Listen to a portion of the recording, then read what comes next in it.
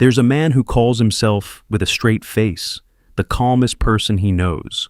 He doesn't raise his voice. He doesn't start fights.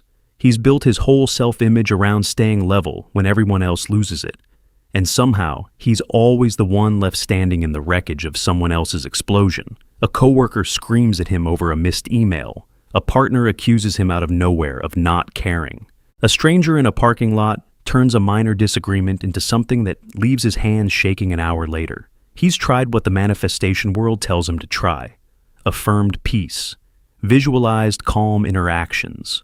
Told himself daily that he attracts harmony. The pattern hasn't moved an inch. He keeps ending up across from rage, in rooms he didn't choose, with people he didn't pick. Bad luck, maybe. Or he attracts difficult people. Or the world just isn't fair to calm people. All three explanations are wrong, and figuring out why is the whole point of this video. The standard manifestation pitch says, reality reflects what you want.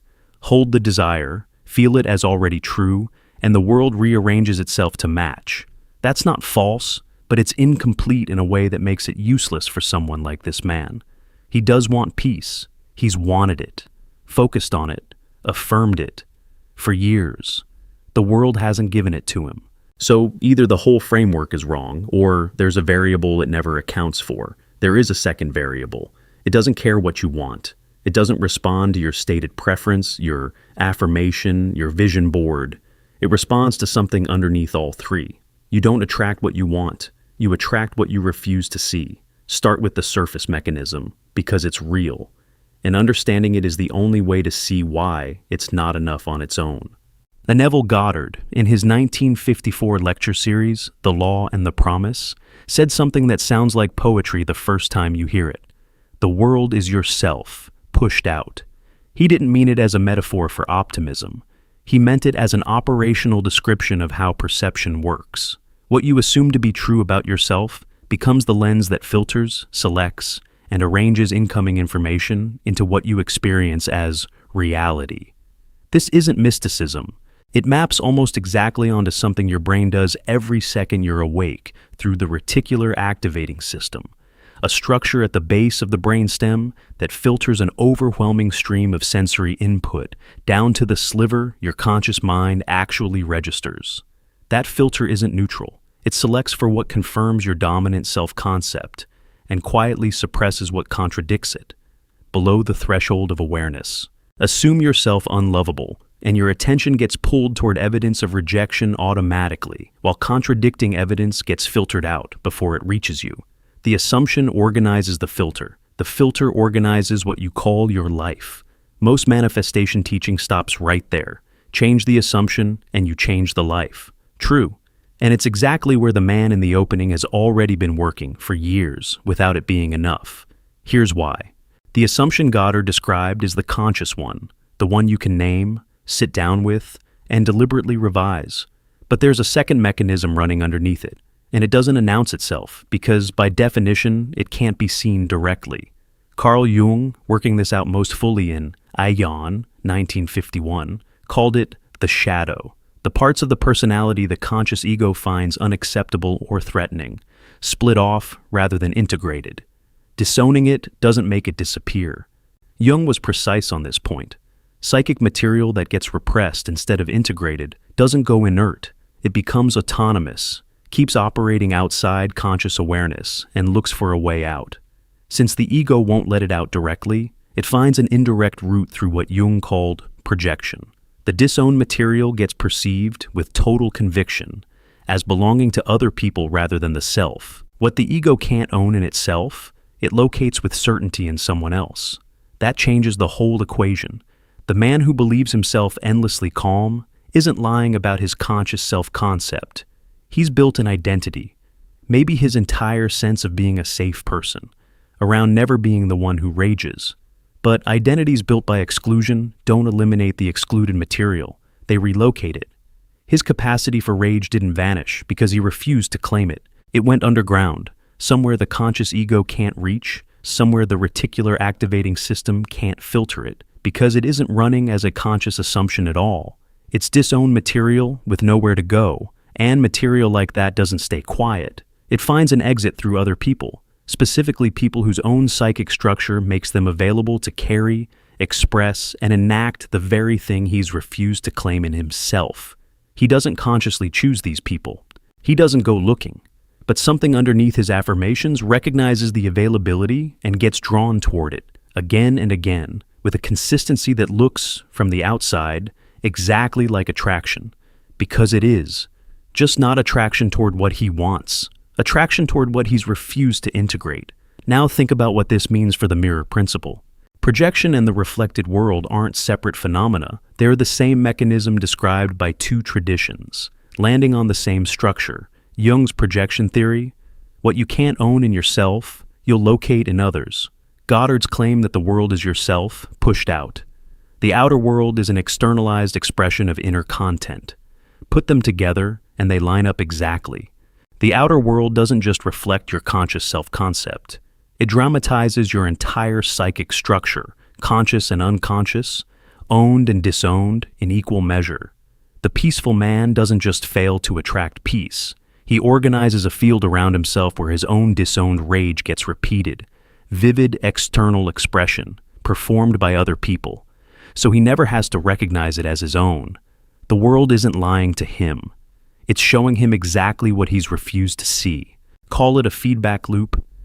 Disowned material generates unconscious signals, tone, posture, micro-expressions, the subtle granting of permission that recruit others into enacting what the self won't claim.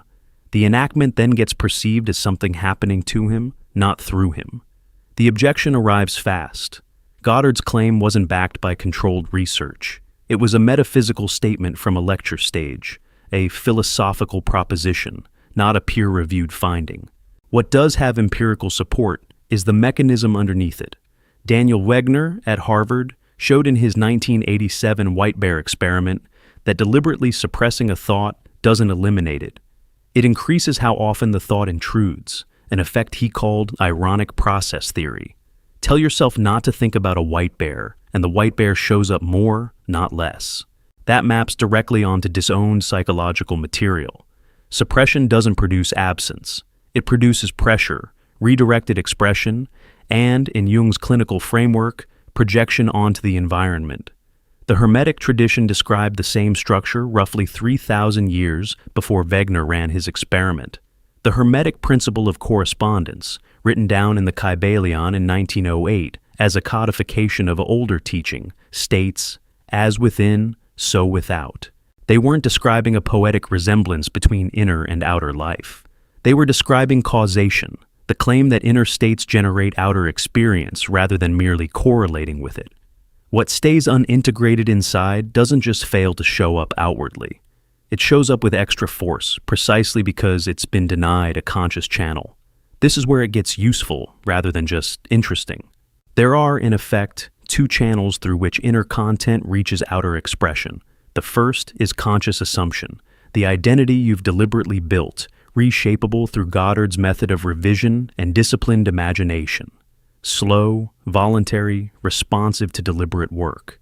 The second is disowned material, the shadow, and this channel is fast, involuntary, indifferent to your intentions, because it runs below the level where conscious intention has any authority. When the two conflict, when the conscious assumption says, "I am peaceful," while the disowned material carries unmetabolized rage, the second channel doesn't lose. It can't, because the first channel was never addressing it. You can revise the conscious assumption with perfect technique for years, and the disowned channel keeps broadcasting because revision targets what's conscious, and the defining feature of shadow material is that it isn't. Every surface treatment of manifestation misses this variable. It treats the conscious assumption as the whole system. It's at best half of it. Richard Schwartz's internal family systems model, built from decades of clinical work starting in the 1980s, offers a structural language that runs parallel to both Jung and the predictive processing framework now used in cognitive neuroscience. In IFS, the psyche is made up of multiple internal parts.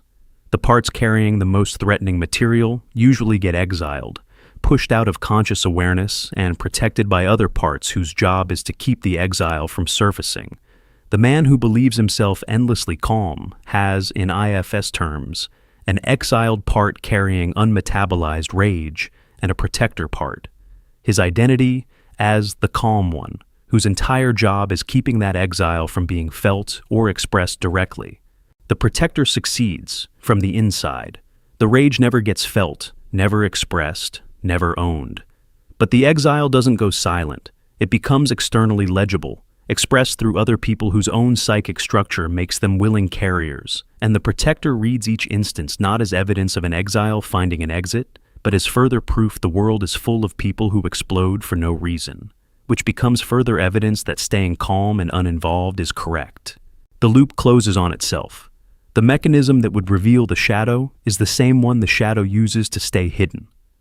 Carl Friston's predictive processing framework from computational neuroscience gives this loop its most rigorous formal description, even though Friston wasn't writing about shadow work or manifestation at all. In predictive processing, the brain doesn't passively receive sensory data and build a model of reality from it. It generates a predictive model first, based on prior experience, then samples incoming data mainly to confirm or slightly adjust that prediction. Perception, on this account, is closer to controlled hallucination than passive recording. A continuously updated guess weighted heavily toward consistency with what the system already expects.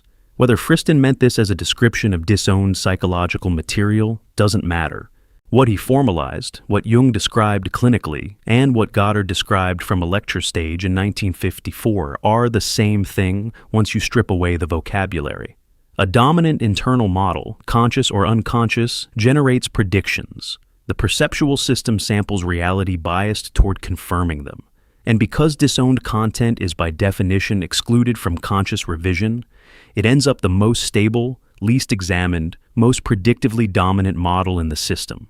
In Friston's terms, it's often the single least updated prior in the architecture, which makes it the most powerful one. Worth stating plainly, 3 independent traditions, Jungian depth psychology, predictive processing neuroscience, and Hermetic teaching, separated by centuries and in some cases millennia, describe the same structure. Disowned content doesn't disappear.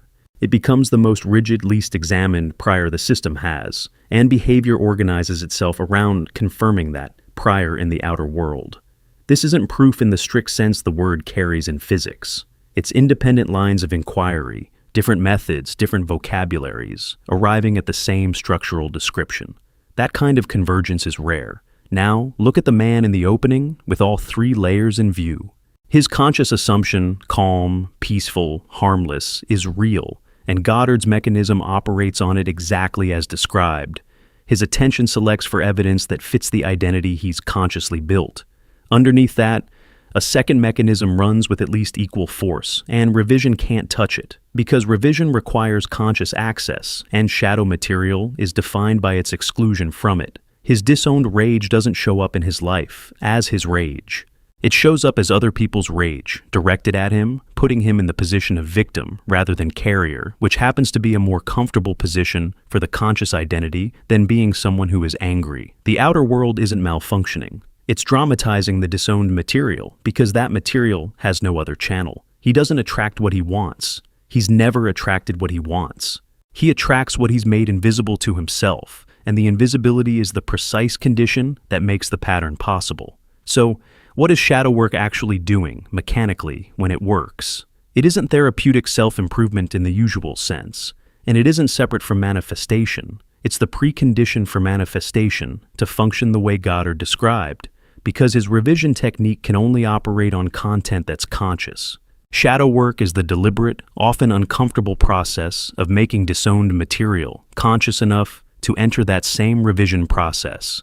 It's also why suppression, Wegener's white bear effect, operating at the level of an entire personality, makes things worse instead of better. The harder the man insists he doesn't contain rage, the more pressure builds in the disowned channel, and the more force is available to recruit carriers to express it for him. Affirming peace more forcefully isn't the fix. Forceful affirmation in the presence of strong shadow material doesn't resolve the conflict between the 2 channels. It widens it. The work is locating what the conscious identity has excluded and owning it directly enough that it stops needing an external stage. There's a specific failure mode worth naming because it explains why manifestation practice so often feels inconsistent, or works for a while and then stalls in the same place. You can revise the conscious assumption repeatedly with real skill and produce real changes in the areas of life it actually governs. But wherever someone has built identity by exclusion, wherever the self-concept depends on not being a certain way rather than simply being another way, there's disowned material underneath, running its own channel, immune to conscious revision, organizing a specific category of experience the conscious work never touches. That's why the same problem can persist across years of otherwise effective practice. It isn't evidence the practice doesn't work. It's evidence the practice got applied to the conscious channel only, while an equally powerful unconscious channel kept broadcasting underneath it. Goddard himself, in less frequently cited material, gestured towards something close to this, though not in the language of Jungian shadow work, since he wasn't working from that tradition. Discussing revision, he insisted the technique required total honesty about what one was actually assuming, not what one wished to be assuming or claimed to be assuming in conversation with others. Revision performed on a false account of one's actual state wouldn't work, because the imaginal act has to engage what's truly operative. That's functionally an instruction to locate the real assumption before trying to revise it. And the real assumption here is split.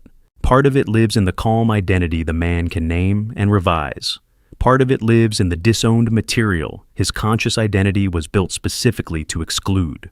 Revise only the first part, and you reshape only the first part's corresponding outer experience. The second part stays exactly as it was. That's not a flaw in Goddard's method. It's a description of its scope, one he rarely made explicit, since he wasn't working with the structural vocabulary Jung had already built for this exact limitation. The Kabbalistic structure of consciousness offers one more angle, worth including because it predates both Jung and Goddard by centuries and arrives independently at a similar map. In Kabbalistic teaching, the sphere of Yesod, the ninth Sephirah, associated with the foundation of manifested reality, sits as the direct interface between the inner world and outer form, the structure all higher psychic content has to pass through before it becomes physical experience. Yesod isn't a passive conduit, though. It processes, filters, and organizes whatever passes through according to its own internal condition, meaning distorted material entering. Yesod produces distorted manifestation in physical form, regardless of what's consciously intended above it, what modern psychology calls the unconscious, and what Jung called the shadow. He maps onto this older description with surprising precision, a layer between intention and outcome that processes according to its own contents and has to be addressed directly, not bypassed, for conscious intention to reach physical form unobstructed. One more piece of the empirical record belongs here, because it explains why just noticing the shadow material intellectually rarely stops the pattern. The man in the opening could, in principle, already know everything in this video and still find himself across the table from someone else's rage next month. Memory reconsolidation research, starting with Kareem Nader's work at New York University in the early 2000s, found that a memory, once recalled, becomes briefly unstable and chemically rewritable before it's stored again, a window where the emotional charge attached to it can actually change, not just get reinterpreted. This matters because disowned material rarely gets stored as an abstract belief. It gets stored as memory, specific incidents, specific relationships, specific moments where a capacity like rage got punished or shamed until the developing identity learned to wall it off entirely. Intellectual recognition doesn't enter the reconsolidation window. It describes the pattern from outside it. What changes the stored charge and the projection it generates is direct, felt re-engagement with the original material under conditions different enough that the nervous system updates the memory instead of replaying it. This is also where Goddard's own technique converges with the clinical method, rather than standing apart from it. The state he called akin to sleep, the low arousal imaginal state where revision happens, is close to the conditions clinicians now associate with the successful reconsolidation: reduced defensive arousal, direct engagement, a felt sense rather than a merely conceptual one. Applied only to conscious material, this produces the conventional manifestation result. Applied to disowned material, once it's been located, the same technique becomes something closer to integration in the clinical sense. The mechanism is identical. What differs is the scope, and that's the entire difference between a practice that touches half the system and one that touches all of it. This also clarifies what shadow work isn't, since the term has been absorbed into surface spiritual culture in a way that misses the mechanism entirely. It isn't journaling about your flaws. It isn't a single cathartic exercise performed once. It isn't insight for its own sake. The man in the opening reading an article about projection and nodding along doesn't close the channel, for the same reason knowing about the reticular activating system doesn't change what it filters. What closes the channel is direct, repeated, felt reclaiming of the disowned capacity. Not performing rage, not suppressing it further, but locating it in the body, in memory, in the moments it got excluded, and treating it as a legitimate part of the self, rather than a threat to keep permanently off stage. Once it's owned rather than disowned, it no longer needs an external stage. The world doesn't need to keep producing other people's rage for him to witness, because the material that rage was dramatizing isn't sealed off from conscious access anymore. This is where Jung's individuation, Goddard's revision, and Friston's updated prior converge into a single event. The system stops predicting through the exiled material because the exiled material has finally been let back in. Bring it back to the one claim this video has been building toward. The common manifestation pitch says, identify what you want, assume it's already true, and the world reflects it back. Not wrong, just radically incomplete, since it only accounts for one of the two channels that determine what shows up in experience. The complete version. The world reflects your entire psychic structure, not just the part you've chosen to examine. What you've made conscious is available for revision. And revision works, exactly as Goddard described. What you've made unconscious isn't available for revision at all. It's available only for projection, recruitment, and repeated external dramatization until it's made conscious enough to address directly. The reticular activating system filters for the conscious assumption. The shadow recruits the world to perform what the conscious assumption excludes. Both run simultaneously, in everyone, all the time. You don't attract what you want. You attract the sum of what you've claimed and what you've disowned, and the disowned portion, denied any other channel, often dominates the pattern, especially exactly where the conscious identity has been built most rigidly around not being a certain way. The man in the opening isn't unlucky. He isn't surrounded by some accident of probability with an unusual concentration of angry people. He's built a conscious identity around the absence of rage, which means the rage actually in him, and there is one, because rage isn't a personality defect.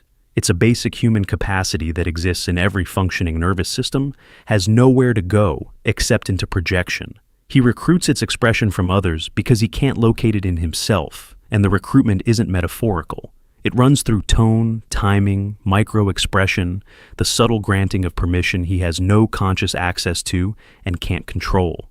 He's revised his conscious assumption about peace for years, with real discipline, and the revision has done exactly what Goddard's mechanism predicts. It just hasn't touched the second channel, because the second channel was never conscious enough to revise. What he's been missing was never belief. It's the disowned material his entire identity was built to keep out of view. The moment that material gets conscious enough to be owned, rather than performed by other people on his behalf, the recruitment stops. Not because the world got kinder, because the channel generating the pattern finally closed. The assumption was always running. Both of them were. One you could see and revise. One you couldn't, because seeing it would have cost you the identity you built to avoid it. The mechanism doesn't need your belief to operate. It only needs your blindness. Close the blindness, and the mechanism doesn't stop working, it just stops working against you. You were never failing to attract what you wanted. You were succeeding at attracting exactly what you refused to see.